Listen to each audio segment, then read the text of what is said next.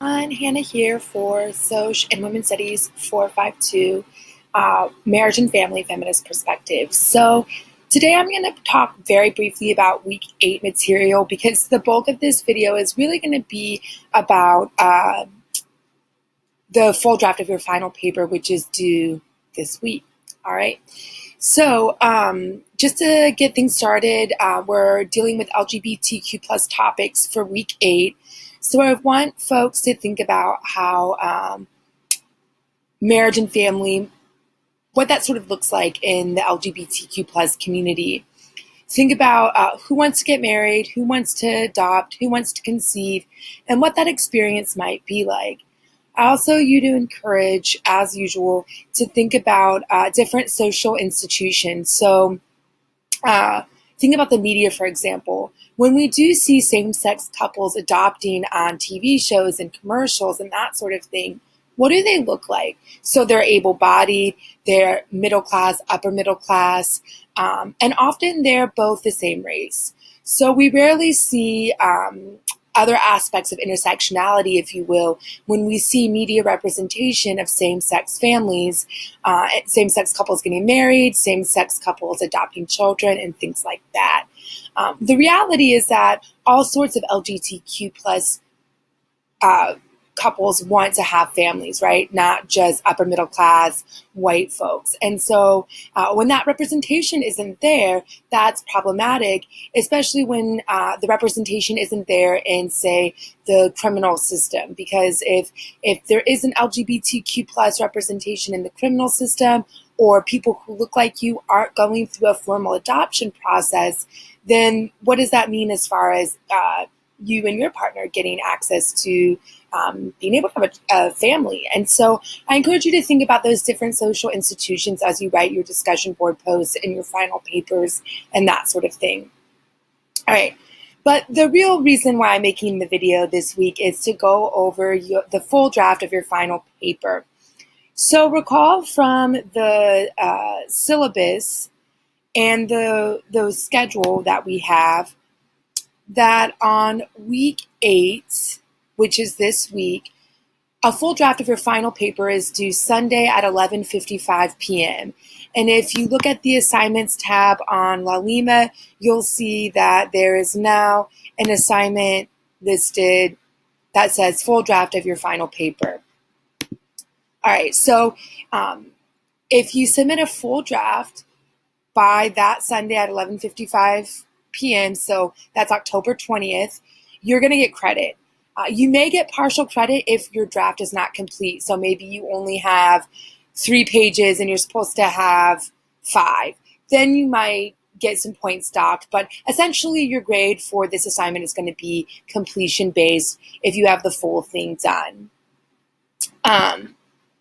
And this assignment is worth 25 points, which is 12.5% of your grade. So please do take it seriously and do submit a full draft. As per the syllabus, the full draft should have approximately 1,300 words, which is the equivalent to 5 double-spaced pages in Microsoft Word. All text in-text citations and reference pages should be in either ASA or APA formatting.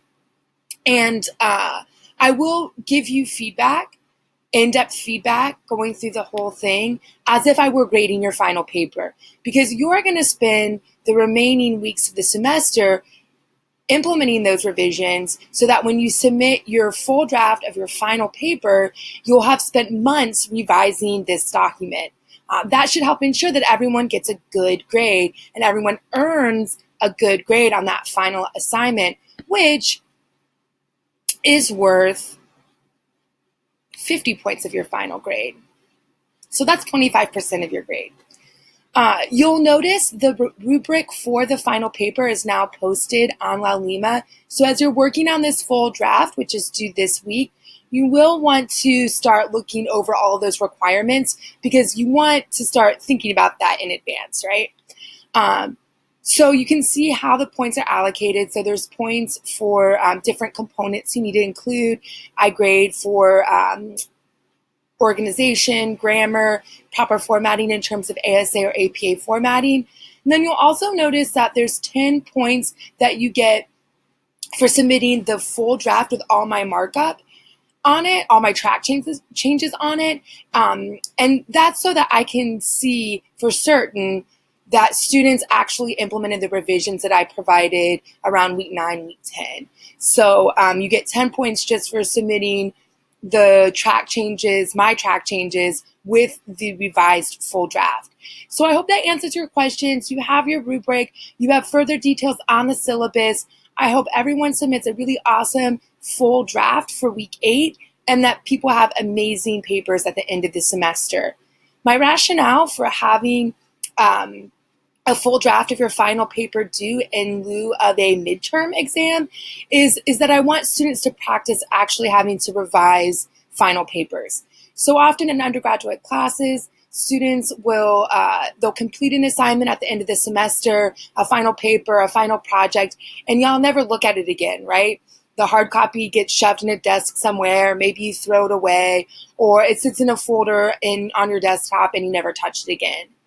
So by having students implement the revisions I provide at the halfway point in the semester, my hope is that it's a good exercise in sort of how to revise and revisit projects that you're working on, which is something you'll have to do in grad school. It's something you'll have to do when you have a real job. So that's all I have for you this week. I hope everyone has an awesome week, and I look forward to reading the full draft of your final paper. Bye, guys.